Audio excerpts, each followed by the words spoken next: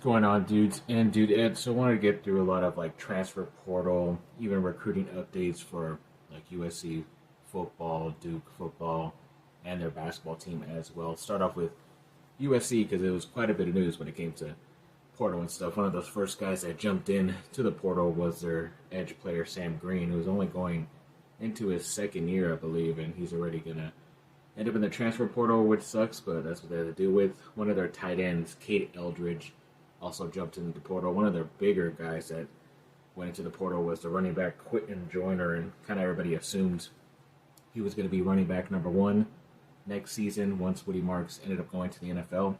For some reason, wants to get away from USC and Lincoln Riley and not be the number one guy, which is kind of weird, but good luck to him, I guess. And then there's another offensive lineman, and Mason Murphy. He entered the portal. Not really mad about that. He was pretty inconsistent, so good luck, I guess. And then on another defensive end, David Peavy is only in his second year as well. He entered the portal, so that kind of sucks because he was a very talented four-star local guy. They made it into the top five for the 2026 cornerback R.J. Sermons, the four-star, he's a legacy because his father played at USC. I believe he played running back all those years ago, but very talented guy, local, very highly rated, so hopefully they can get his commitment at some point in the near future.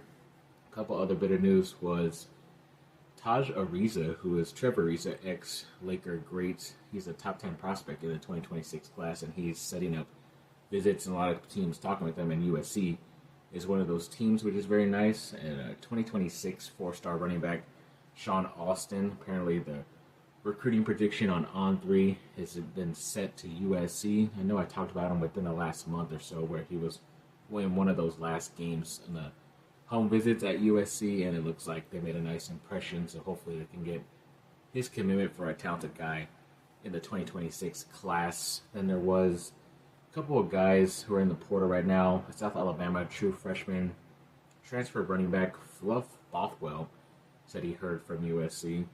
Looks like a pretty talented guy, so not that bad there. Another very highly sought after guy, Joseph Williams. He's a wide receiver from Tulsa. Looks like he's scheduled a USC visit December 12th to the 14th, which is pretty interesting. Another big time guy who you kind of assumed was going to get a lot more playing time and more consistent playing time next season. And Deuce Robinson, the wide receiver / tight end, looks like he is entering the portal from USC. So yeah, it's kind of weird. Kind of expected him to stick around. He was also playing for the baseball team, but who knows? Maybe he's going to commit to the dual sports somewhere else. But looks like it's not going to be at USC anymore. And then when it came to USC made the top four for a 2026 four-star tight end in Caleb Tafua. Yeah, so they made it to his top four, which is great to see. Very talented guy. The Florida transfer cornerback from the University of Florida, Jakeem Jackson, said he heard from USC. That's very nice. They're going after some very talented SEC guys. Another SEC cornerback, the Georgia transfer, Julian Humphrey, has also heard from USC. That's very cool. And then there's a guy from San Jose State. His name is DJ Harvey, who looks like he's going to be maybe getting predicted to USC. A couple of insiders have been putting his prediction and crystal ball towards USC.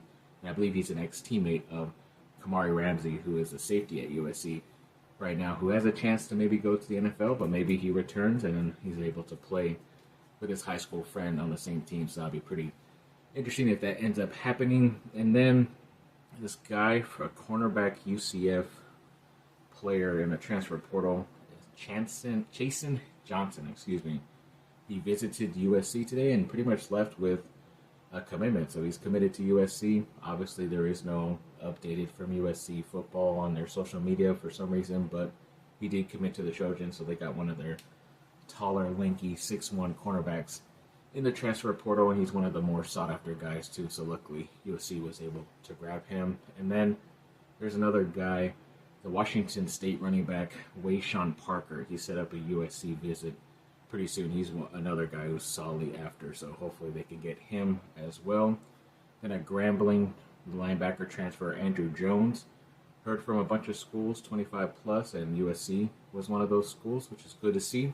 The Michigan State cornerback transfer Charles Brantley said he heard from quite a bit of schools, and he heard from both USC and Duke, which is very cool. So hopefully they can get their opportunity. Hopefully he goes on one of my teams. That's the best opportunity right there to be able to root for a guy like this. Another guy from USC's team that entered the portal on the offensive line is Kalolo Ta'aga. He was a freshman offensive lineman. Guess he decided that he's not going to get any playing time as soon as he thought, so looks like he's going to test out the waters out there in the portal. Hopefully he finds what he is looking for.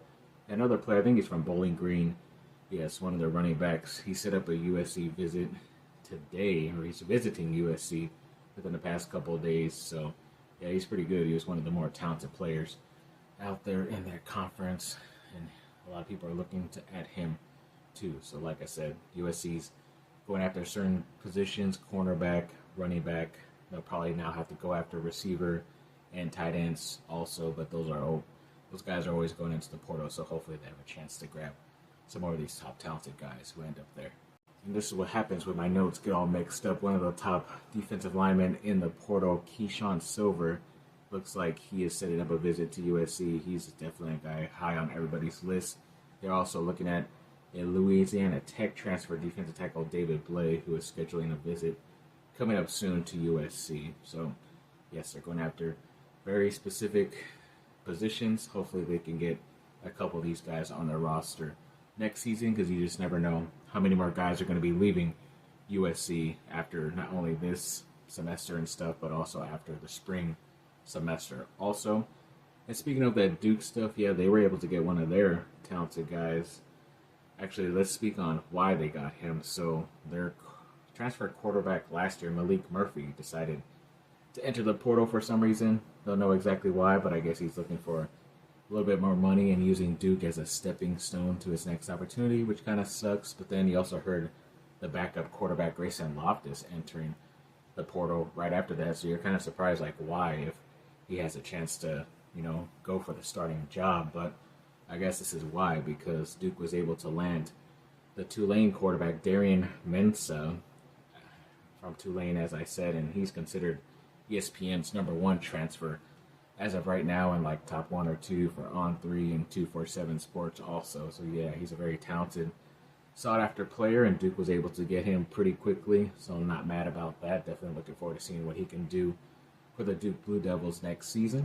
And Duke football did get a commitment from a 2026 3-star wide receiver in Jude Hall. He's like a 6'4" guy from South Carolina, so that's a big-time get for them in that future class. And then Duke basketball set up a visit with On3's #3 overall player in 2025, and Nate Ament. So everybody kind of assumed Duke was done with their signing class, but a lot of guys did not sign in that early period. Were very talented guys, including Ament, who had a pretty nice summer. So if they could still nab him also later in the process, then this will definitely be the #1 class for the 2025 recruiting cycle. So looking forward to that.